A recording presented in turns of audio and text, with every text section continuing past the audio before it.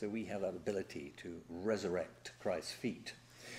That is also very, very interesting too. I don't know, the theologians in the class, you know all about the 2 nailers and the 3 nailers, or the 3 nailers and the 4 nailers? Around in the High Baroque period, there was a great argument in the Roman Catholic Church whether Christ was in fact crucified with 4 nails or 3 nails. And this got really vociferous and anxious, whether in fact there was only 1 nail for 2 feet and then 1 for either arm. And it seems that when Da Vinci painted the feet here, obviously prior to the crucifixion, he actually slightly overlapped the feet, suggesting that Da Vinci was a 3-nailer. And that caused a lot of confusion amongst the Council of Trent. The Council of Trent, was it 1534? The Vatican establishment thought the painters were getting right out of hand. Too many nudes, too much archaic subject matter, and they all were brought under control. So they had to argue these questions. This is exactly the same time as a minor Italian painter put breeches, trousers, and fig leaves on all the 347 figures in Michelangelo's Last Judgment, and they're still there. So, of course, it's a golden opportunity when we get to it. Off they come.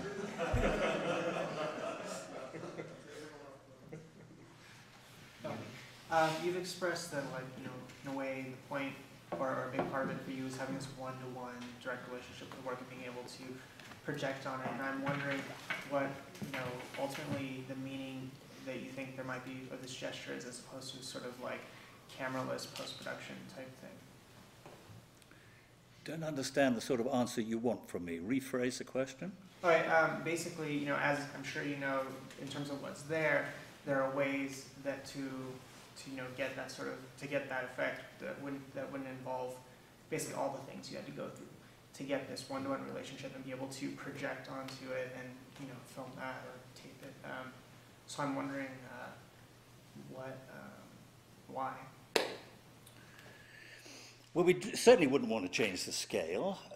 There is a suggestion. I mean, the offers are coming flooding in. I've just been asked to tackle. There's a famous painting by Raphael called The Wedding of the Virgin, but the painting is not very big. And I really do think that the efficacy of this exercise, we know we need Cecil B. DeMille scale imagery, ideally with lots of detail in it, whether that's figurative or non-figurative. People have actually suggested, why don't you tackle the Mona Lisa? But I think scale and the one-to-oneness and the sense of largesse, which also brings us back into contact with the notion of the big cinema screen as well. So I think that the notions of scale in this respect are very, very important. People are often amazed because we do these projections in darkened rooms, and people have been so surprised. I mean, the quality here is so wretched. I mean, I ought to continually apologize for it. But a group of people were convinced that somehow we had lit the painting from behind.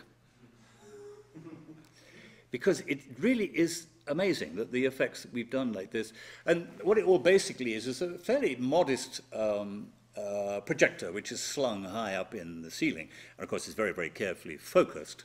And I'm sure you know the technology behind all this. You mask and mask and mask every single little detail, and then you can easily, either collectively or individually, take out one single hand or make it fixture with all sorts of other confabulations you want to. But it took, I think, about 4 compositors nearly 6 months to thoroughly master the painting. And it's a painstaking job. Every single little part is separated from everything else so that you can handle it separately. Well, this is sort of what I'm getting at. Like this process, compositing such that you can project onto it and get the effect you want is extremely complex, as opposed to just doing the compositing in and never entering.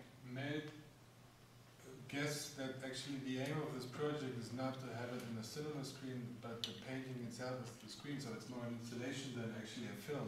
But so then basically you can come and see it projected onto that copy painting, is the case. That is the idea, and it is also that particular magic, and I suppose indignity for those who think it's vulgar. There is that one-to-one relationship which must work, essentially, with the original iconic work. So what you're seeing here is a very false situation. But again, we brought up with Vincent this notion of documentation, of representation, and how in fact, I mean, if I insist, you all have to go and see the installation, I mean, you couldn't have done. You know, there were only 400 privileged Italian mayors of northern Italy allowed actually to go and see it. So it was an experience that would be totally denied to you. So what do? Not show you anything at all about it because of the deep imperfection of the ways I show it, vis-a-vis that particular projector again. But I won't go on about that. Next time I must bring my own projector. Yes? Maybe you can push that question a little bit further by seeing if you have any interest in hologram technology.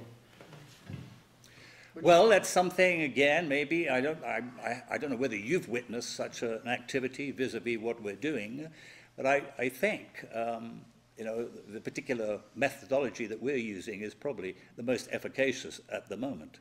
Well, yeah, even from this crappy projection.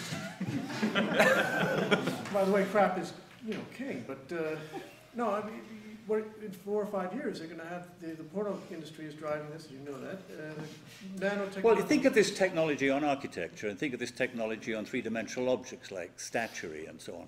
It has an enormous and exciting potential. But I can see people are already watching what we're doing, and all sorts of highly commercialized opportunities are now arising. Perfume manufacturers, you know, borrowing a painting and doing this sort of thing. So, you know, how can I be self-righteous about this? And there's no way you can hold down a good idea. So it's obviously going to get moving very, very rapidly now. Would you do something like that? No, I wouldn't. I would make sure, as far as it's humanly possible, that my intentions were all essentially to do with the pursuit of aesthetics. Stay with the painting. Yeah. The respect has to be for the painter. Because people have asked if it's a question, we could do it the other way around. You know, we create, in a sense, the projection and then make the painting to fit it. Which is another proposition, which might be interesting to pursue somewhere. But people even like Aslam Kiefer, for example, who I have an enormous respect for, has seen this activity and is deeply intrigued. So maybe we might be seeing some animated Aslam Kiefers in a few years' time. Yeah. Yes, no disrespect to VJing, or more specifically the narrative or the lack of linear narrative which goes into VJing. But if I understood you correctly, you mentioned that the narrative, in response to the question asked earlier, well, there's a beginning, then there's the end, but in between it's very much maybe not coincidental, but it's sort of fragmented. There's not necessarily a thought-out story, but maybe there is, maybe I'm wrong.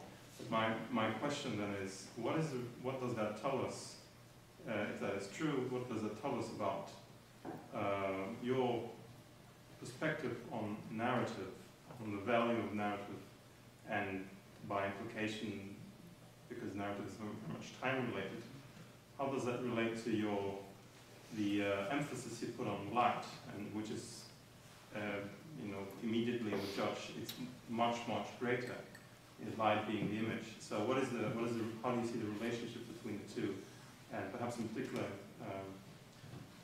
well, both paintings, and then the teaser question that I have: has the work that you've done with the Last Supper made a believer of you? No, it has not.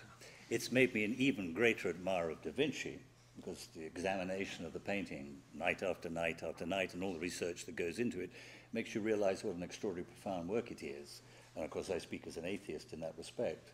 But it is a summation of a particular sort of symbolic notion of figuration which I don't think has ever been exceeded. It's so balanced, it's so poised, it's so organized, and it has such a great and enormous sense of calm, which I find extremely powerful.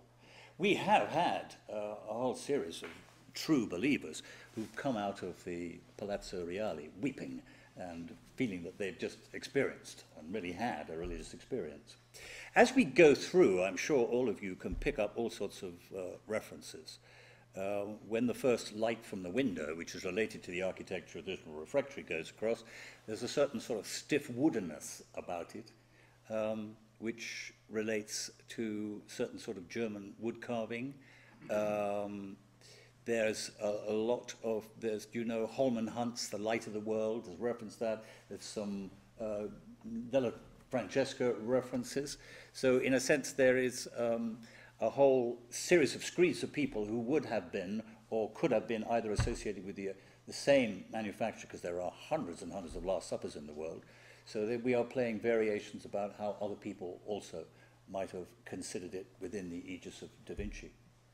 Whether that's a narrative again, of course, is highly problematical. And of course, I'm very much on record that the very, very best painting is non-narrative. But there again, probably narration was always part of the painting experience, certainly up to the Impressionists in the 1860s. Yeah. This seems like such a natural progression between your relationship with painting and cinema. What was the initial seed or impetus for this direction of your work? Well, because the invitation that came from the Rijksmuseum, and because Rembrandt is a master of light, it was essentially to do with the notion of light. But we thought that these vocabularies, again, could be expressed in other ways, and associated other ways, with other paintings. So really the answer to your question is simply the fascination with light. And I think from all the films that you've seen in the last 3 days, how important that notion of what is the definition of cinema and the manipulation of artificial light. So in some senses, they're deeply self-reflexive. And I, of course, make no apology for that whatsoever.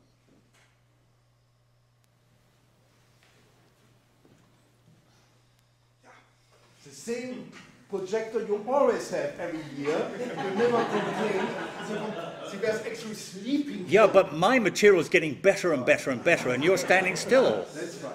But just, you don't have to bring next time yours, and just send me the email with the specification. I will. Who it is. Then I will certainly, and we call it Peter then. Until you tell us again. Upgrade Peter, please. Yeah, it's really amazing. My question is actually, are you now so occupied with this project, because as you said, very complex, a lot of people involved in that, that you are not doing any film projects anymore? No, we're certainly pursuing all these investigations on many, many fronts. We've got 3 feature films lined up now to take us through to 2011. I was just thought you might have a vacation now, but no, see, never, ever. His work is here, his vacation. That is what you told me in the beginning, and I was very happy about that. Thank you very much, Peter. It was such a...